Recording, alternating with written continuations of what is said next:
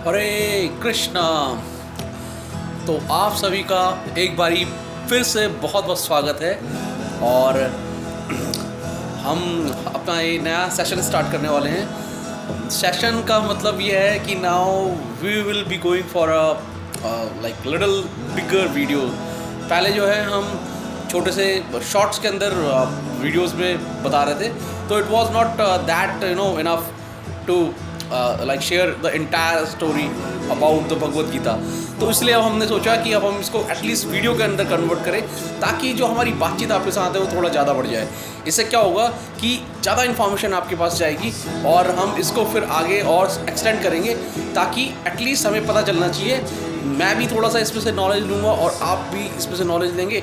तो जब एक दूसरे के साथ हम नॉलेज अपनी ट्रांसफर करेंगे तो हमें बहुत सारी चीज़ें पता चलेंगी। तो मैं एक बारी आप सबका दोबारा से बहुत बहुत स्वागत करता हूँ हमारे पिछले वीडियो को देखने के लिए। आप लोगों ने बहुत अच्छे ढंग से इस वीडियो को देखा एंड आपने इसको आगे भी शेयर किया है। तो it's give us very good strength, it give us the strength that हमको इस तरीके के वीडियोस ज़रूर एक्सटेंड करनी चाहिए, शेयर करनी चाहिए, ताकि आप सबको भी इसमें अच्छी इन्फॉर्मेशन मिले और हमारा भी इसके अंदर ज्ञान बढ़े। तो जो हमारा पिछला वीडियो था उसमें हम बता रहे थे भगवद गीता के 4 पिलर थे, धर्म के और अधर्म के। तो अधर्म के जो पिलर हैं वो हमने आपको बताया कि कितना नुकसानदायक है। यानी 4 जो पिलर जो आ रहे हैं हमारे, वो क्या हैं जो धर्म को छोड़ के हम अधर्म की तरफ जाते हैं और जिसके कारण जो है हम दुख का जो बहुत बड़ा भागीदारी बन जाते हैं अपने जीवन के अंदर। हमने 4 विषयों पे बात करी थी, no illicit sex, no intoxication, no meat eating and no gambling. तो हम उस 4 पे ही आज थोड़ा सा अच्छे तरीके से चर्चा करेंगे और पता करेंगे कि क्या एग्जैक्टली यानी कि ये चीज़ें हैं और जिसके कारण हम जो है दुख का भागी बनते हैं और अपने कर्म फलों को और भी ज़्यादा जटिल बनाते चले जाते हैं। और इससे क्या है, हमें अपने कर्मों का जो है बुरा फल जो है ना इस जन्म में, अभी तो आगे के जन्मों में भी मिलता है, जिसका रिएक्शन जो है धीरे धीरे करके हमको प्राप्त होता है। कुछ कर्म जो होते हैं उनके फल हमें इमीडिएटली मिल जाते हैं, इमीडिएट रिएक्शन मिलता है। कुछ कर्मों के फल ऐसे होते हैं जो 10 साल बाद, 15 साल बाद, 20 साल बाद या आगे के जन्मों में मिलते हैं। तो ये नहीं सोचना चाहिए कि जो हमने कर्म आज कर दिया है उसका फल हमें नहीं मिलेगा। अवश्य मिलेगा, किसी भी जन्म के अंदर मिल सकता है।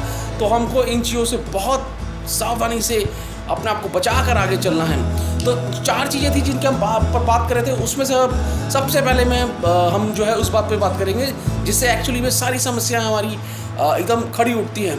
जो 4 में से एक है नो ड्रिंकिंग। ड्रिंकिंग एक सबसे खतरनाक जो द्रव्य है, ये हमारे जीवन को सबसे ज़्यादा नुकसान पहुंचाने वाला द्रव्य है। लोग सोचते हैं कि हम कितनी भी महंगी शराब पिएंगे हमें कोई नुकसान नहीं होने वाला है, परंतु ये एकदम झूठ और एकदम एब्सोल्युटली रॉन्ग जो है ना इन्फॉर्मेशन मार्केट के अंदर, सोसाइटी के अंदर दी गई है। ऐसा कुछ नहीं है। चाहे आप जितनी भी महंगी शराब पिएं या जितनी भी सस्ती शराब पिएं, उसका नुकसान होता ही होता है। जहर जो होता है जहर ही होता है, चाहे वो कैसा भी हो।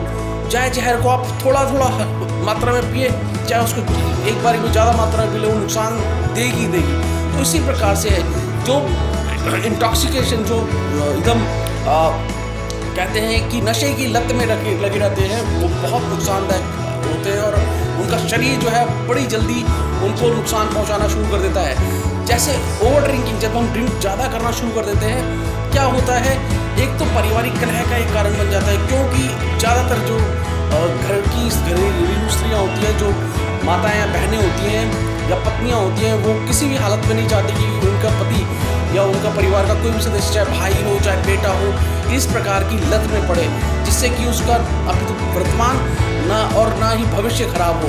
क्योंकि शराब एक ऐसी चीज़ है जो वर्तमान को तो खराब करती है, भविष्य भी खराब करती है और साथ में परिवार के अंदर कलह का भी एक वातावरण उत्पन्न कर देती है। अब शराब कैसे नुकसान पहुंचाती है? शराब जैसे कि हम पीते हैं तो शराब पीने से किडनियां हमारी ख़राब होती है, हमें शुगर जैसी प्रॉब्लम्स आ जाती है और लंग्स में प्रॉब्लम आ जाती है, हमारे को रिकवर करने में बहुत मुश्किल हो जाती है। और एक बार ये शराब हमारे शरीर के अंदर मिल जाती है तो ब्लड के अंदर मिलने के बाद इसका बहुत मुश्किल है कि ये हमारे शरीर से बाहर निकले या हमारे शरीर को छोड़ने दे। फिर हमको तो ऐसा हो जाता है कि हम इसके बिना नहीं जी सकते, चाहे जितना भी हम अपने आप को ट्रीटमेंट करा लें, बहुत मुश्किल हो जाता है जब तक कि हमारी विल पावर स्ट्रांग ना हो। और विल पावर तो इसको ज़्यादा जितना हम पीता चले जाते हैं, विल पावर अपने आप कमज़ोर हो जाती है, क्योंकि जो शरीर की जो विल पावर है ये तभी अच्छी हो सकती है जब हम अपने आप को स्पिरिचुअली इंक्लाइन करें। तो इसके अलावा शराब जब हम पीते हैं तो शराब पीने के साथ साथ हमें एक अच्छी डाइट की रिक्वायरमेंट होती है।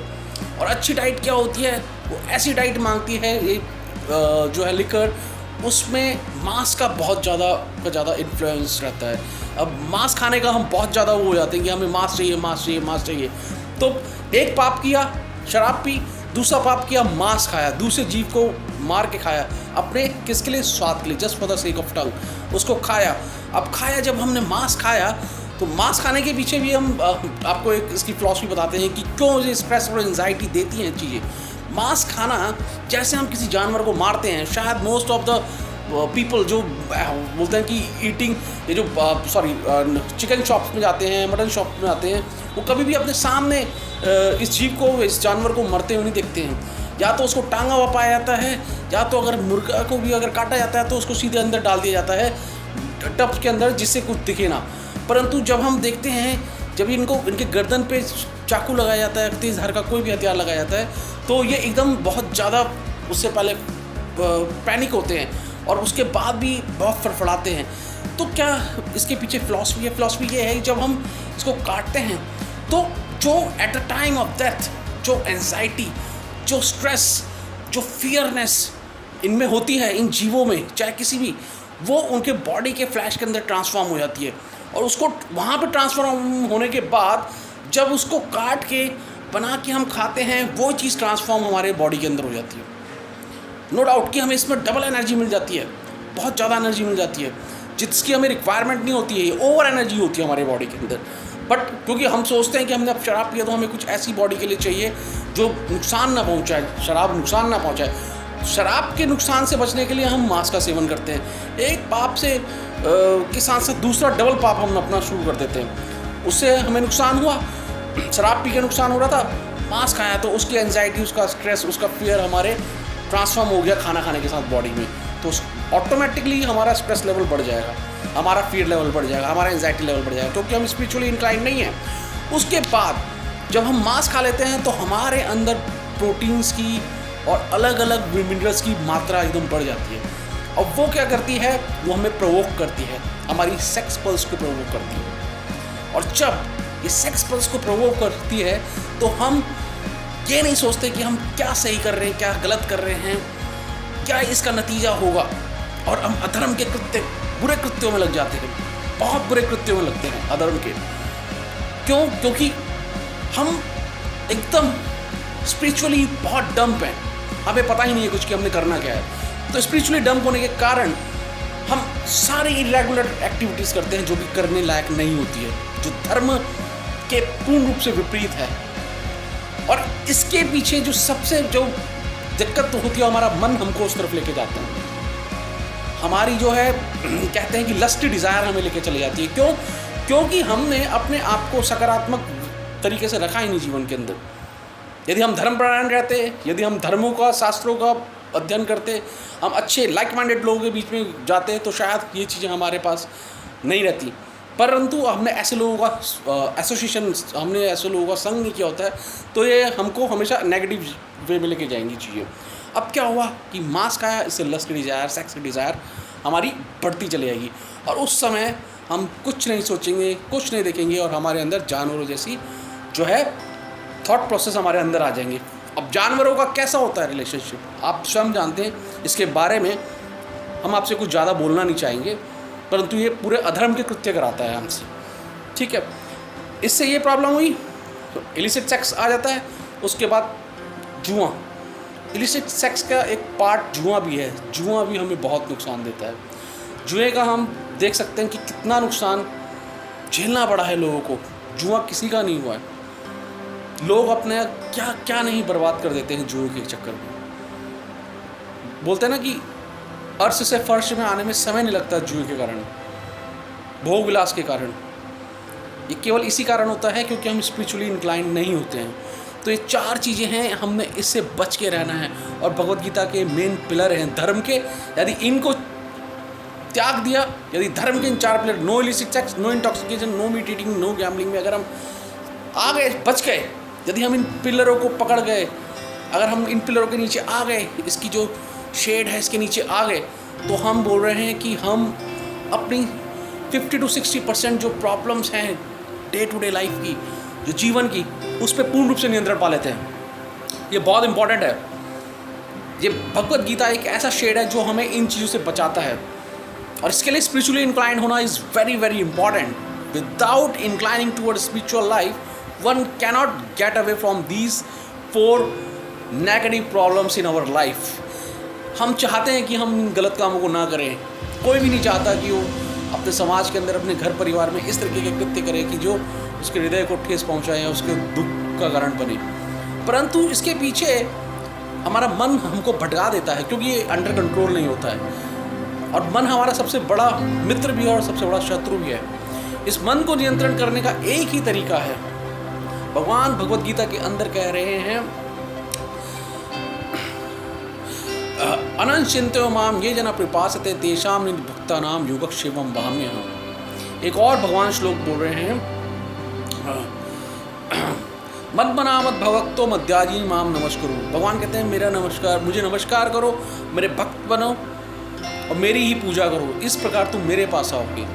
तो इसलिए हमारी कॉन्शियसनेस जो है वो जरूर भगवान के चरण कमलों में रहनी चाहिए। और वो कॉन्शियसनेस कैसे आएगी? जब तक हम जैसे लोगों का संग करेंगे वैसी तरीके की कॉन्शियसनेस हमारे बीच में आ जाएगी। यदि हम चोरों का संग करेंगे तो हम चोर बन जाएंगे, यदि हम शराबियों का संग करेंगे तो हम शराबी बन जाएंगे, जुआरियों का संग करेंगे तो जुआरी बन जाएंगे, मीट ईटर्स का संग करेंगे तो मीट ईटर्स बन जाएंगे, वुमेन हंटर्स का संग करेंगे तो वुमेन हंटर्स बन जाएंगे। और अगर भगवान के भक्तों का, भक्त का लोग मतलब जो है बहुत गलत तरीके से लेना शुरू कर देते हैं। भक्त वो सोचते हैं अरे भक्त तो निठल्ला हो गया, ये तो कुछ करेगा नहीं, ये तो खाली भक्ति करता रहेगा, घंटा पीटेगा मंदिर के अंदर। ऐसा कुछ नहीं है। भक्तों के भी वही गोल्स होते हैं, वही एम्बिशंस होते हैं जो नॉर्मल लोगों के होते हैं। इस चीज़ को याद रखिए, एक भक्त ज़्यादा रिस्पॉन्सिबल होता है अपनी लाइफ में एज़ कम्पेयर टू उस मेटेरियलिस्टिक लोग से जो भक्ति के अंदर आए नहीं होते हैं, क्योंकि उसको अपनी जिम्मेदारियों का पता होता है, क्योंकि कृष्ण की भगवत गीता उसके प्रिंसिपल्स होते हैं। तो make sure, I just like to tell you one thing very frankly, that please do not take the devotees of the Krishna like anything. They are not like that. They are absolutely responsible. They are not at all irresponsible, and they are one of the most important asset in the society. They are spreading the Krishna consciousness and the real pleasure of the world. So try to understand it. It is not at all useless. It's absolutely usable part of the life. So we would humbly request you that please kindly go through these 4 principles, and from the now onwards we will be sharing you the more details about Srimad Bhagavad Gita, and we will be starting with the lesson 1st till lesson 18 of Srimad Bhagavad Gita in our coming videos. So for the time being we would say Hare Krishna, and आप please इन 4 जो तथ्य बताए हैं इन पे जरूर आप चर्चा कीजिएगा, मन में जरूर इसके बारे में सोचिएगा। हरे कृष्ण।